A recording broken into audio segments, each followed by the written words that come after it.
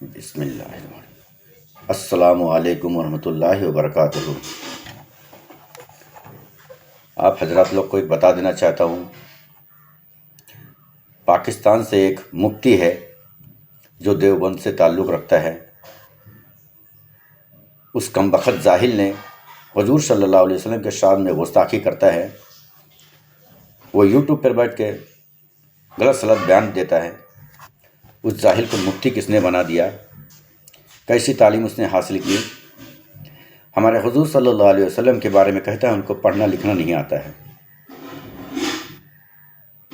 میں اس جاہل کو بتا دینا چاہتا ہوں کہ دو کام ہمارے حضور صلی اللہ علیہ وسلم نے نہیں کیا کیونکہ اس کی حکمت تھی ان کی۔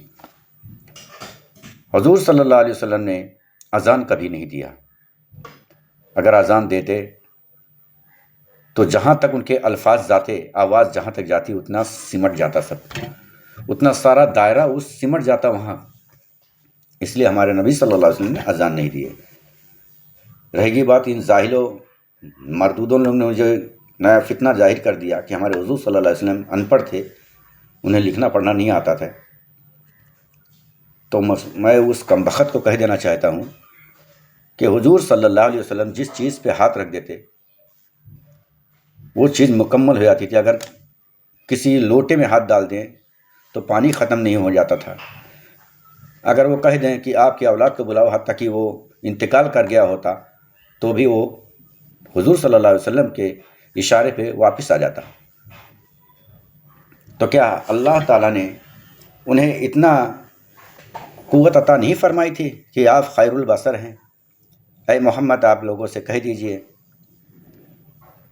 میرے سوا کسی کو شریک نہ بنائیں۔ ساری علامتیں آپ کے حق میں دے دی کہ اے محمد ان سے کہہ دو جو تجھ سے گیا وہ مجھ سے گیا، جو تجھ سے ملا وہ مجھ سے ملا۔ ہمارے حضور صلی اللہ علیہ وسلم جب عبادت کرتے تھے، نماز پڑھتے، جب نماز قائم کرتے تھے، صفا ہوتی تھی، تو ان کا فرمان ہے صحیح بخاری شریف میں کہ میں پیچھے بھی نظر رکھتا ہوں۔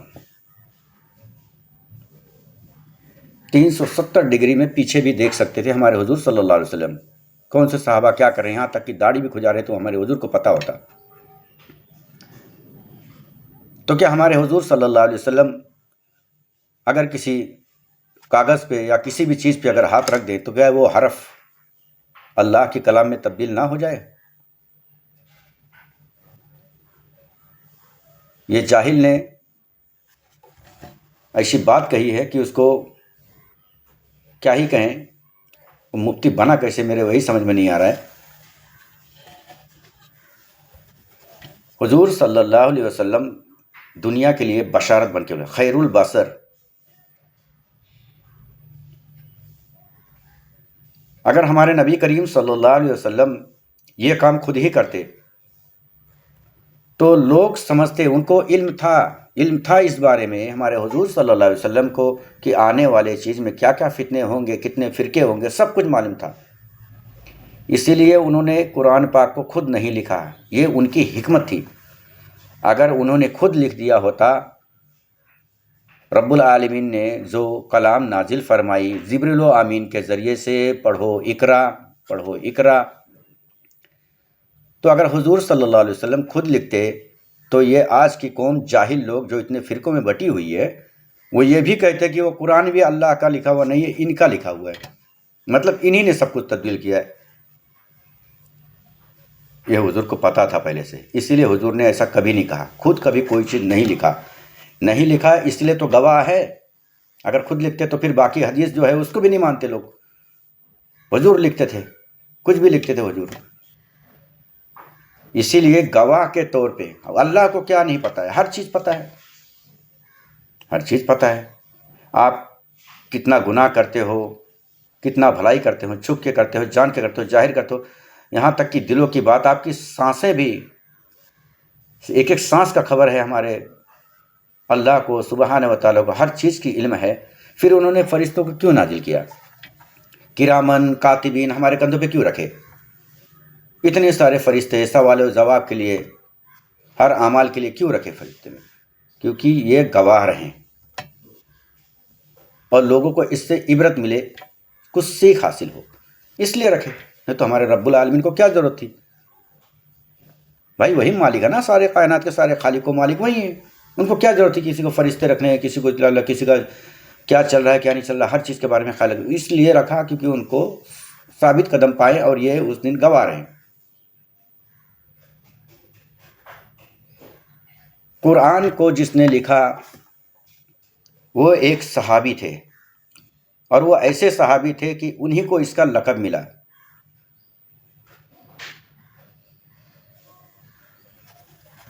وہ صحابی کا نام ہے حضرت زید بن ثابت رضی اللہ تعالیٰ عنہ۔ جب جبریل آمین نے وحی کے ذریعے حضور صلی اللہ علیہ وسلم کو کلام پاک بتائی تو رسول صلی اللہ علیہ وسلم اس کو ٹرانسلیٹ کرتے گئے۔ جب رسول صلی اللہ علیہ وسلم ہر چیز کو ٹرانسلیٹ کرتے، اس کا بیان کرتے،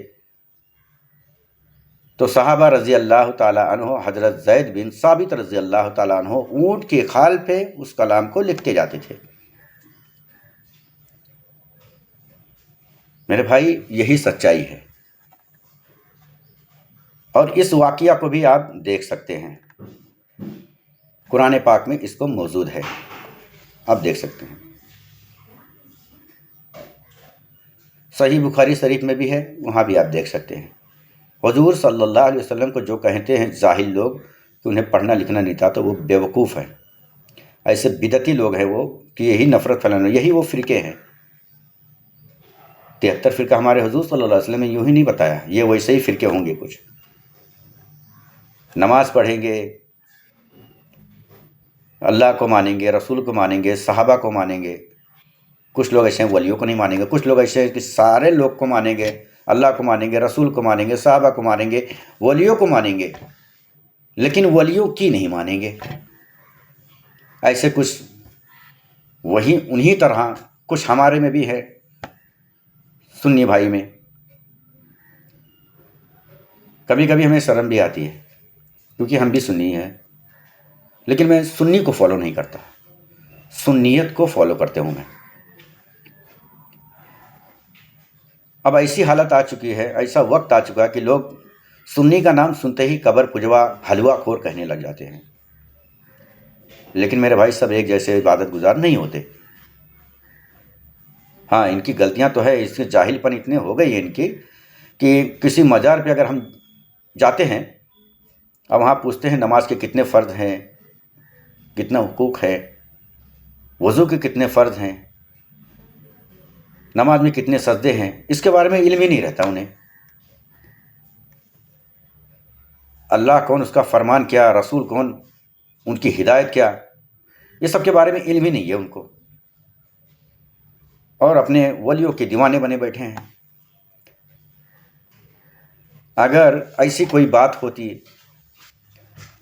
تو ہمارے حضور صلی اللہ علیہ وسلم نے آنے والے قیامت تک، قیامت کے بعد کیا ہوگا، حشر و محشر تک تمام واقعات، تمام چیز اپنے صحیح بخاری شریف، صحیح مسلم حدیث میں سب کچھ درج کیا ہوا ہے۔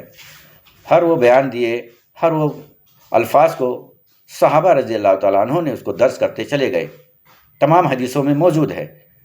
پھر یہ کیوں نہیں بتایا ہمارے رسول صلی اللہ علیہ وسلم نے؟ کیونکہ اس کو ضروری نہیں سمجھا، اس لیے اس کے بارے میں نہیں بتائے۔ اور جس کو ضروری نہیں سمجھا اس کو ہم لوگ عقیدہ بنائے بیٹھے ہیں بھائی، تو یہ جاہلیت پن نہیں ہے تو کیا ہے؟ بھائی ہم اللہ کو مانتے ہیں، رسول سے محبت کرتے ہیں، ولی کو مانتے ہیں، لیکن اللہ کی نہیں مانتے، رسول کی نہیں مانتے، ولی کی نہیں مانتے۔ ولی تھے کیا؟ آخر ولی ہے کیا؟ ولی کو ولی کیوں کہا جاتا ہے؟ کیا ولی کے شخاوت کو آپ لوگ جانتے ہیں؟ ولی کی ولادت کیسے ہوئی؟ کیا کچھ خبر ہے اس کے بارے میں آپ لوگوں کو؟ نہیں خبر ہے، اگر ہوتا تو ایسا ہرگز نہ کرتے۔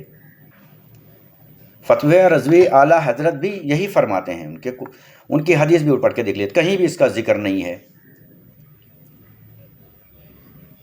جو آج کامیں ہو رہی ہیں درگاہ پہ، کہیں اگر ہے تو دیکھو، اور اگر نہیں کہیں بتایا، نہ اعلیٰ حضرت نے بتایا، نہ امام صافی نے بتایا، نہ امام حنفی نے بتایا، نہ امام حنبل نے بتایا، ना इमाम ताबईन ने बताया, किसी ने नहीं बताया, तो फिर भाई मेरे क्यों ऐसा गुमराहियत के राह पे चल रहे हो? क्यों अपने आप की आखिरत में बर्बाद कर रहे हो? जबकि कुरान में खुद रब्बुल आलमीन फरमाते हैं, ए मोहम्मद इनसे कह दीजिए, जिन्होंने शिर्क किया मैं उससे जहन्नम का ईंधन बनाऊंगा। तो ये मेरे भाई शिर्क ही तो है। ये क्या है फिर? जिस चीज़ को मना किया वही काम करे जा रहे हो भाई। सही बुखारी शरीफ का है, हज़रत आयशा रज़ी अल्लाह तआला अन्हा बाज़ार से कुछ पोशाद लाई और घर पे जाके उसको बिछाई। हुजूर सल्लल्लाहु अलैहि वसल्लम जब भी आए तो दरवाजे पे ही ठहर गए। तो इनको खबर हो गया हुजूर सल्लल्लाहु अलैहि वसल्लम दरवाजे पे खड़े हैं। जब बाहर जाके देखे तो उनके चेहरे पे कुछ गमजीदा सा आशार नज़र आ रहे थे। तो हज़रत आयशा रज़ी अल्लाह तआला अन्हा ने पूछा, ए अल्लाह के नबी सल्लल्लाहु अलैहि वसल्लम, आप इतने गमजीदा क्यों हैं? इस चेहरे पे ऐसी ताब क्यों? क्या बात हो गई? क्या मुझसे कोई खता हो गई? तो हुजूर सल्लल्लाहु अलैहि वसल्लम फरमाते हैं, है आयशा, घर में तुमने क्या लाया है? बोले, मैं बाज़ार से एक पोशीदा लाई हूँ ताकि आप इस पे बैठें और आपको आराम मिले। बोले, उस पोशीदे पे जो तस्वीर का नक्श बना हुआ है, उस नक्श बनाने वाले को पूर्व क़यामत में अल्लाह सुब्हानहू तआला हुक्म देगा, इसमें अब जान डालो। तो इससे हमें बचना है। अभी इतनी बड़ी बात, हुजूर सल्लल्लाहु अलैहि वसल्लम अपने ही घर में नहीं गए, सिर्फ एक तस्वीर होने की वजह से। खाना काबा में इतने बुत थे, वो बुत कोई सी गैर के थोड़ी थे। अपने ही अंबिया जो पहले गुजर चुके, आदम अलैहिस्सलाम, इब्राहीम अलैहिस्सलाम, मूसा अलैहिस्सलाम, सभी के मूर्तियाँ थे, फिर उनको क्यों तोड़ दिया? यही वजह है। लेकिन आज हम जिस तरह से गैर कौम, गैर मज़हब के लोग जिस तरह से पूजते हैं, अगरबत्तियाँ लगाते हैं, लोबान फुकाते हैं, चरागे जलाते हैं, ठीक वही रवैया हम भी करते हैं। तो बताइए, हम नबी के दीवाने बोलते हैं अपने आप को, हुसैन वाले बोलते हैं अपने आप को। हुसैन ने अपने आप को क्यों फना किया? रसूल सल्लल्लाहु अलैहि वसल्लम की उम्मत के लिए उनका आखिरी अल्फाज यही था कि ऐ अल्लाह, मेरे नाना रसूल सल्लल्लाहु अलैहि वसल्लम को उम्मत बख्श देना। क्या इसीलिए जितने नंबिया रसूल आए सभी ने यही बात कही, चाहे वो कुरान में हो, हदीस में हो, कहीं भी हो। यहाँ तक के वली भी आए तो किसी वली ने ऐसा कहा कि मेरे बाद ऐ मेरे मुरीदो ऐसा ऐसा करना? किसी ने नहीं कहा। फिर अपनी आखिरत क्यों बिगाड़े बैठे हो? अरे अपनी तो छोड़ो, आपको देख के अगर किसी ने भी फॉलो किया और किसी ने भी ये अकीदे कर लिए कि हमारे बुजुर्ग ऐसे करते थे, हमारे वली ऐसा करते थे, हमारे मुरीद लोग ऐसा करते थे, हमारे मौलाना ऐसा करते थे, इसलिए हम करते आए हैं, तो पीढ़ी दर पीढ़ी जब ऐसा आगे चलती जाएगी तो बताइए हश्र महशर में इसका जिम्मेदार कौन होगा?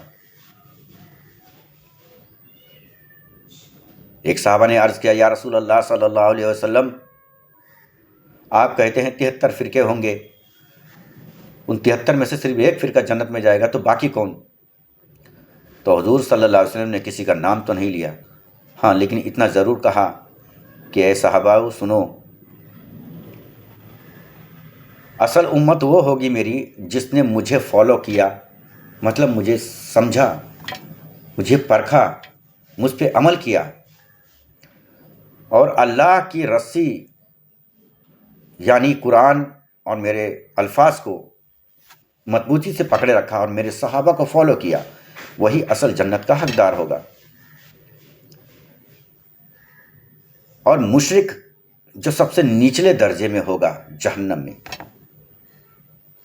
मुशरिक भी वो कि जिसने शिर्क तो नहीं किया लेकिन बाकी जो नबी के फरमान थे उसे पूरा नहीं किया। जैसे अपने मन मुताबिक दाढ़ी को हमेशा कतराना, उटपटंग लिबास, तनाव, फैशन के अख्तियार करना जो दुनिया में चल रहा है उसी को फॉलो किया। दरूद पढ़ता है नबी की, काम करता है जिहादियों की, جس یہودی لوگ نے جو فیشن بنایا اسی طرح سے چل رہا ہے۔ چلیے اب ویڈیو رکھتے ہیں۔ السلام علیکم ورحمۃ اللہ وبرکاتہ۔ باقی جواب میں اگلے ویڈیو میں دوں گا۔